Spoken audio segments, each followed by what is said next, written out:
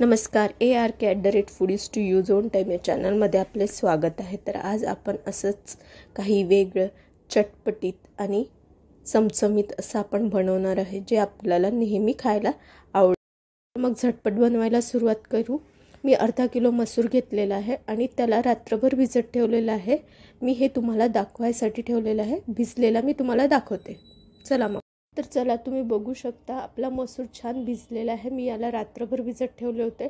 आता आपल्याला याला 15-20 मिनिटं तरी फॅन खाली व्यवस्थित एखाद्या ओढणीवर किंवा एखाद्या कापडावर असं मोकळं ठेवायचं आहे, जेणेकरून याच्यातलं जे एक्स्ट्रा पाणी आहे ते सुकून जाणार।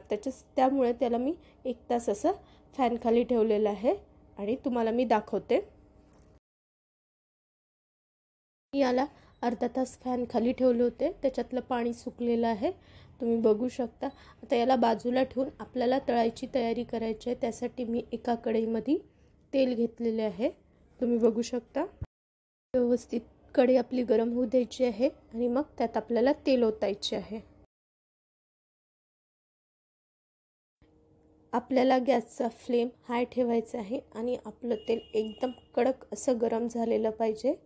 नंतरच आपल्याला त्यात ते मसूर टाकायची आहे। तर तुम्ही बघू शकता आता आपलं तेल व्यवस्थित गरम झालेलं आहे। तर त्यामध्ये आपल्याला थोडे थोडे करून हे अख्खे मसूर यामध्ये टाकायचे आहेत। हो, पण सावधगिरी ठेवूनच करा, कारण की या गरम तेलामध्ये आपण ओलसर असलेला पदार्थ टाकला की ते आपल्याला भाजण्याची शक्यता असते।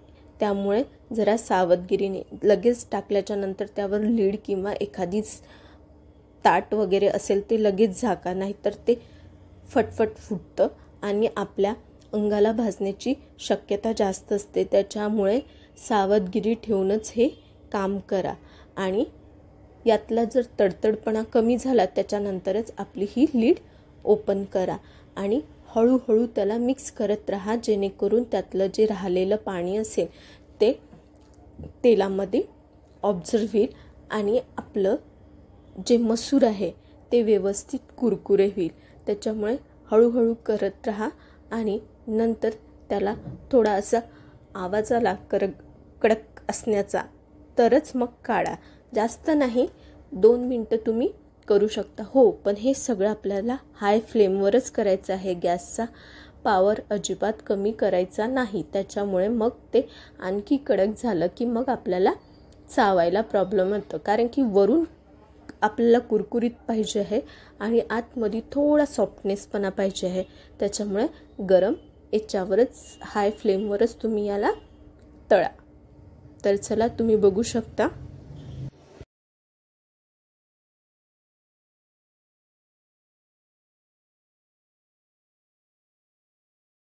त्या प्रकारे आपले मसूर हे होत आले आहेत। हे थोडे हलके पडतात, जसे जसे हे यातलं पाणी तेलामध्ये ऑब्झर्व होत असते किंवा मग ते कुरकुरीत होत असतात, तेव्हा हे हलके होतात। तेव्हा आपल्याला हे काढून घ्यायचे आहे आणि अशाच प्रकारे आपल्याला सगळे मसूर तळून घ्यायचे आहेत। हो, पण हे करत असताना गॅसचा फ्लेम अजिबात कमी करायचा नाही आणि सावधगिरी ठेवून तळा। तुम्ही बघू शकता मी दुसरं पण त्याचप्रमाणे आता थोडा वेळ नाही का 2 सेकंद थांबायचं आहे आणि चांगलं तेल आपलं व्यवस्थित होऊ द्यायचं आहे। नंतरच त्यात सेकंड टाईमचं ते टाकायचं आहे मसूर, कारण की आपलं तेल थोडं थंड झालेलं असणार, त्याच्यामुळे त्याला आणखी थोडं गरम होऊ द्यायचं। नंतर त्यामध्ये आणखी आपल्याला मसूर टाकायची आहेत, तुम्ही बघू शकता।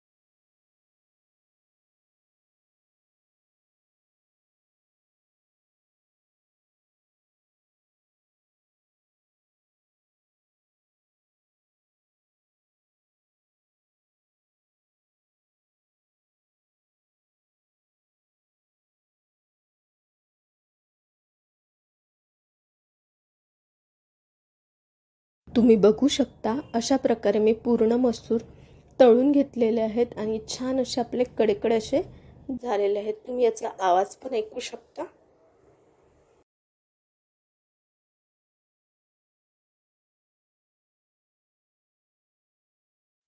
आणि यात आता आपल्याला 2 चम्मच चाट मसाला टाकून घ्यायचा आहे। आणि हो, माझ्या चॅनलला सबस्क्राईब केलं नसेल तर अगोदर सबस्क्राईब करून घ्या, म्हणजे तुम्हाला माझे नवीन नवीन व्हिडिओ बघायला मिळतील। तर त्यानंतर आपल्याला यामध्ये मॅगी मसाला टाकून घ्यायचा आहे।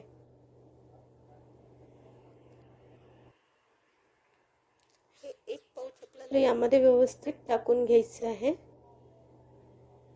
तुम्ही बघू शकता। आणि सगळं असं एका जागेवर नाही, पसरून टाकायचं, जेणेकरून आपल्याला व्यवस्थित मिक्स करता येईल नंतर। तसेच त्यानंतर 1 चम्मच धना पावडर त्यामध्ये टाकून घ्यायचं आहे। आणि तुमच्याकडे गरम मसाला असेल किंवा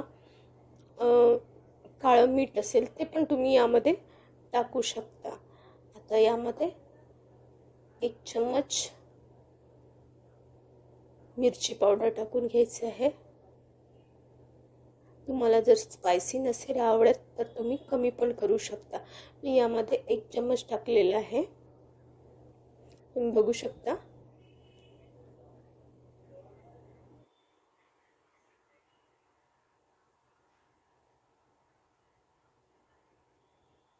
आणि चवीनुसार मीठ, तुम्हाला अंदाजे किती प्रमाणात मीठ लागतंय त्या प्रमाणात तुम्ही टाकून घेऊ शकता। मी इथे 1.5 चम्मच मीठ टाकलेलं आहे, तुम्ही तुमच्या अंदाजाने टाकू शकता।